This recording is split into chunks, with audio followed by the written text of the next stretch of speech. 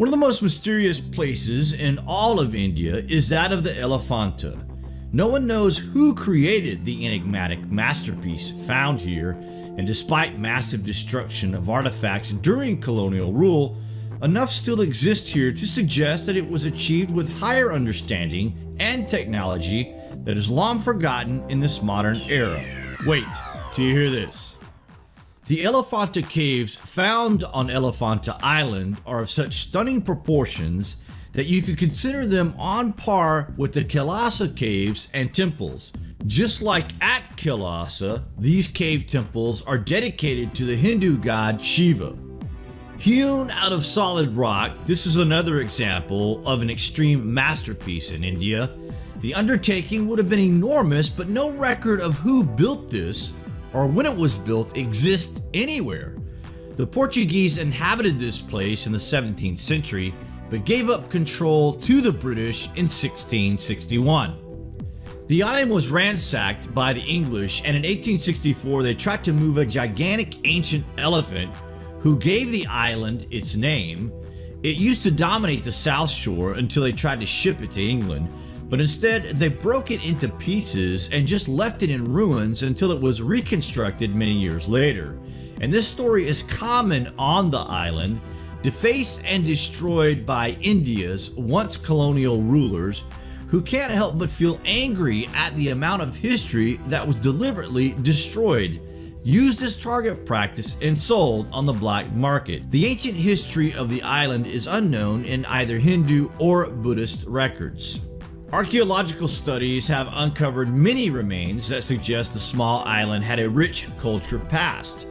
The regional history is first recorded in the Gupta Empire era, but these do not explicitly mention these caves. This made the origins and the century in which Elephanta caves were built a subject of much debate and mystery. They have been variously dated, mostly between from late 5th to late 8th century, but this is based on the dating of other cave temples in this region. Colonial era historians suggest that the caves were built by the Rashtrakutas in the 7th century or after, a hypothesis primarily based on some similarities with the Ellora caves. This theory, however, has been discredited by later findings and is a prime example of false dating of ancient historical wonders of the world. The dating of these places should be considered to be many thousands of years older than is suggested by rough guesses. The Elephanta caves re-emerged as a center of Hindu worship, and according to British administrative records, the government charged the pilgrims a temple tax at least since 1872. In 1903, the Hindus petitioned the government to waive these fees, which the British agreed to on 3 Shiva festival days if Hindus agreed. The caves were otherwise left in ruins. The largest and most significant of the caves, Cave 1, and it closely resembles the Dumarlena Cave and Ellora, another World Heritage Site, suggesting the same device or technique may have been used in the building here. Who built these caves? No one knows. How was it done? Nobody knows. When it was done, a complete mystery.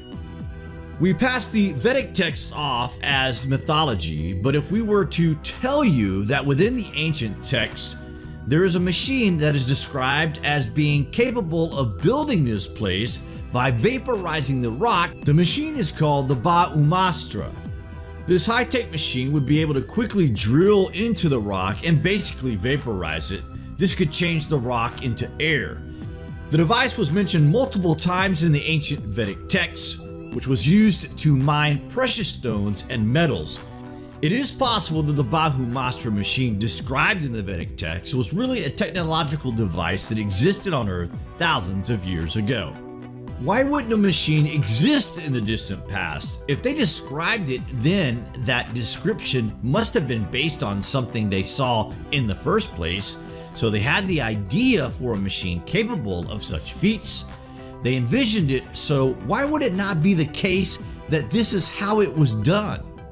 The sculptive cave system is a relic to both Hinduism and Buddhism.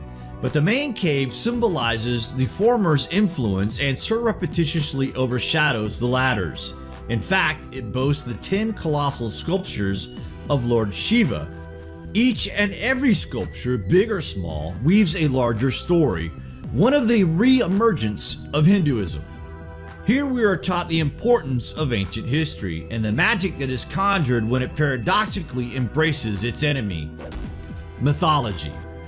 What do you guys think of this stunning work undertaken at this island? Comments below, and thank you for watching.